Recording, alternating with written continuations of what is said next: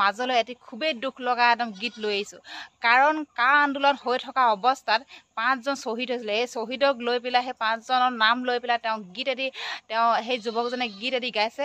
আপোনালোকক মই সেই গীতটো শুনাবলৈ চেষ্টা কৰিছোঁ। খুবেই এটি দুখ লগা গীত, মানে কি ক'ম মানে বহুতে দুখ লগা গীত। যিহেতু এতিয়া আমাৰ চৰকাৰখনে কি কৰিছে, আমাৰ অসমীয়া খিলঞ্জীয়া অসমীয়াখিনি শেষ কৰিবলৈ লৈছে। শেষ কৰিবলৈ কাৰণে এই কাখন জাপি দিছে। এতিয়া গোটেই মহিলাখিনিক ঠগি এই কাখন জাপি দিছে।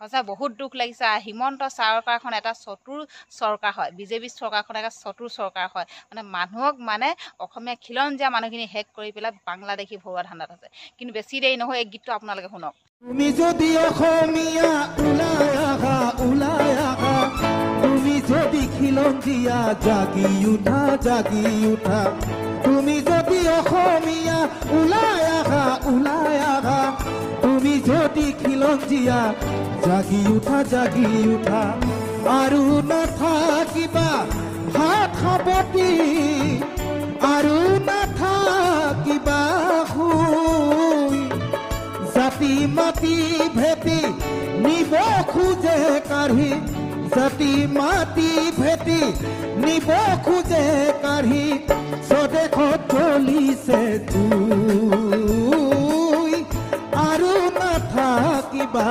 শুই। তুমি যদি অসমীয়া ওলাই আহা, তুমি যদি খিলঞ্জীয়া জাগি উঠা।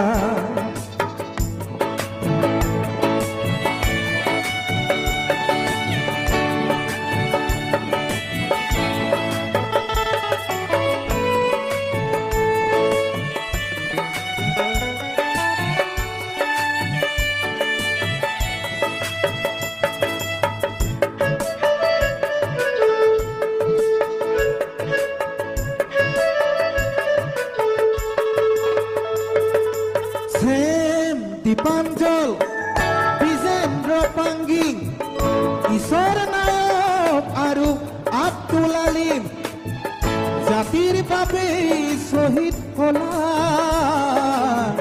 শ্বহীদ তুমি অমৰ হোৱা,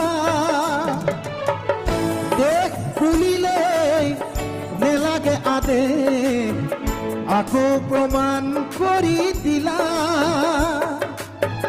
তোমাৰ ত্যাগ আৰু তোমাৰ সাহসে জাতিৰ বাবে প্ৰেৰণা, আমাৰ বাবে প্ৰেৰণা। তুমি যদি অসমীয়া ওলাই আহা, তুমি যদি খিলঞ্জীয়া জাগি উঠা।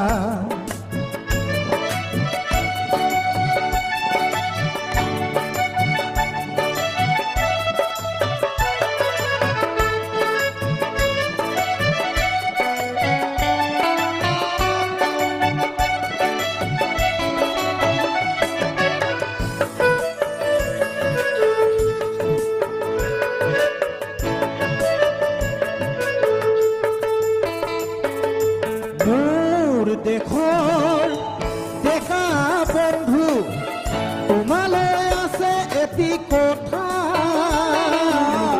মোৰ দেশৰ ডেকা বন্ধু, তোমালৈও আছে এটি কথা,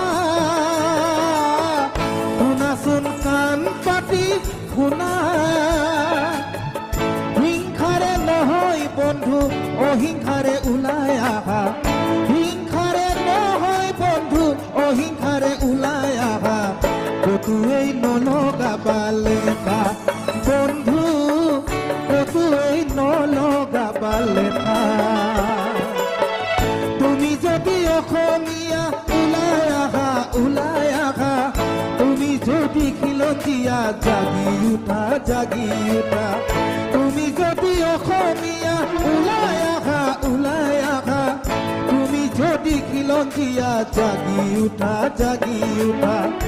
আৰু নাথাকিবা হাত সাৱটি, আৰু নাথাকিবা শুই, জাতি মাটি ভেটি নিব খোজে কাঢ়ি, জাতি মাটি ভেটি নিব খোজে